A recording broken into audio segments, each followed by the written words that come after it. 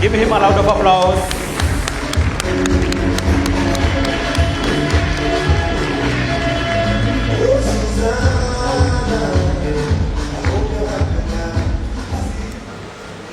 Thank you very much.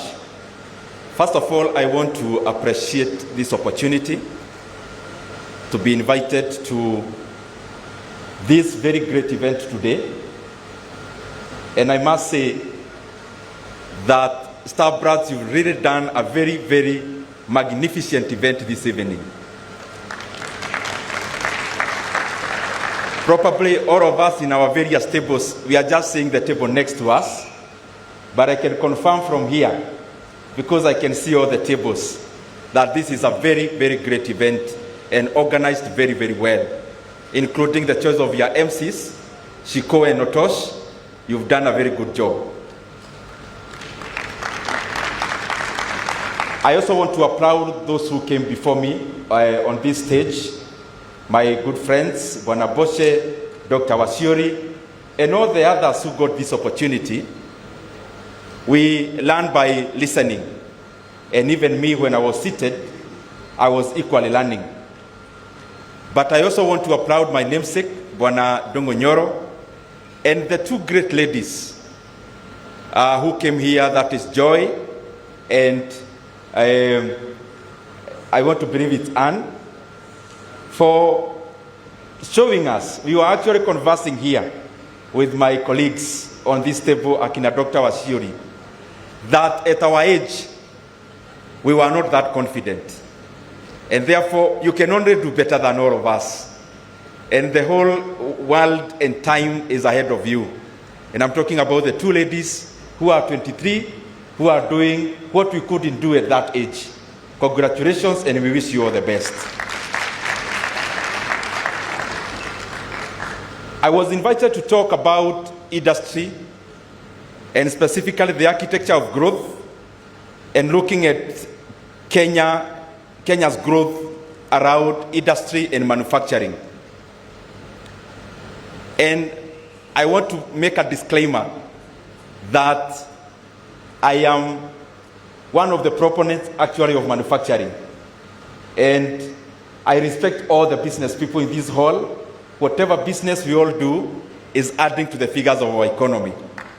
And even when we talk at such a place like this, many times we are giving our opinions, sometimes considered opinions, and therefore bear with us when we seem to lean on one side other than probably the expected. And I hope you know what I mean by the other speech I gave another time. I always think, and I hope you all can concur, that the state commendations that you always give as a country, Kenya, the bigger proportion of those medals and commendations, state medals, should actually go to entrepreneurs and business people. I am a politician, but I am also a businessman. And I can confirm to you, in terms of heavy lifting, an entrepreneur does more than a politician insofar as the economy is concerned. Yes, we set policy, but the people who actually do the heavy lifting is entrepreneurs who are in this hall today. Allow me to be a bit also macro, because to contextualize. And I'm on the topic that I was invited to talk. The Kenyan GDP, the gross domestic product of Kenya, maybe around, could be around 18 trillion. How is it composed? And you'll be shocked probably at this. Our Kenyan GDP at 100%, a whopping 65% of our GDP is service industry. Around 17% is manufacturing, what is called secondary production. It is actually industry, manufacturing, and the associated logistics around that. 18% is primary production. in overall. Primary production is agriculture and anything else that we produce in raw form, including mining.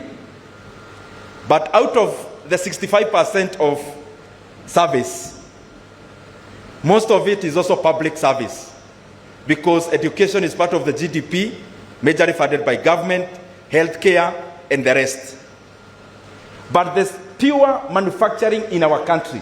If you remove the logistics from the secondary production, manufacturing in Kenya only accounts for 7% of our GDP, only. And it has been declining from the 80s actually to the current level. But why is manufacturing important? Why can't we then grow why can't we grow the segment that there is ease in growing it? Why can't we just grow agriculture and primary production? Because it seems it's a low-lying fruit. I have never seen any economy that has grown out of primary production, out of agriculture, out of production of milk, out of production of avocados, out of production of maize, or any other form of primary production. Not a single economy. All the economies of the world, from the US, it grew on the basis of manufacturing. Why is manufacturing important? When we talk about economic growth, that the economy is growing, when we talk about Kenya is lagging behind Singapore, lagging behind South Korea, what do we actually mean? We are 50 million Kenyans, almost the same population as South Korea, but we are bigger in terms of land size.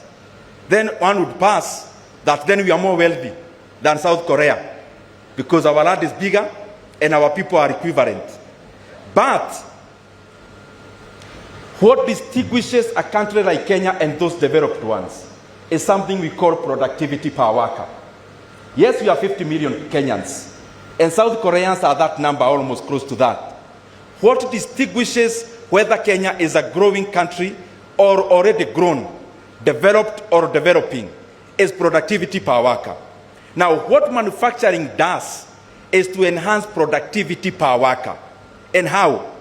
When you are farming, when you are doing primary production, there is something we call decreasing returns to capital. That every money you deploy, when you farm your first 1 acre of land, anytime you have land, you start cultivating where it is fertile. And therefore you use less inputs for more output. Then you go higher to the areas that are not as productive, where you may need to use fertilizer, where you may need to use irrigation. And therefore inputs continue to be more. And therefore returns continue to be decimated. The other side of manufacturing is that manufacturing is based on something we call increasing returns. My brother, when you are manufacturing paint, the more paint you are producing, the less the unit cost. And that is why all the countries of the world have grown out of manufacturing, not out of primary production, and also not out of things like pure mining in raw form or agriculture in raw form. Now, if you look at countries that I'm mentioning, the US was ahead of many. And then I want you to look at this to see the sequence, and I'll be very brief, I'm almost finishing. US went ahead, grew through manufacturing majorly and industrialization. Then Western Europe, there were countries through what we call, or you have heard called the Marshall Plan, which was actually developed by the US to help some 16 countries in Europe, was also about industrialization and manufacturing. And the economies that grew out of that, including the UK and the France, and by that time what was West Germany, grew out of manufacturing, of course through the impetus given by the Marshall Plan. If you look at the other developed countries, from the US coming to Europe, the other ones now comes to Japan. Japan also grew on manufacturing. Again, coming to South Korea, that took up from there. Again, the basis of the growth was manufacturing. From South Korea, of course, a country like China from 1976 and 1978. Again, led by that time by Deng Xiaoping, through manufacturing. Countries like Vietnam, which came pretty later, again, through manufacturing.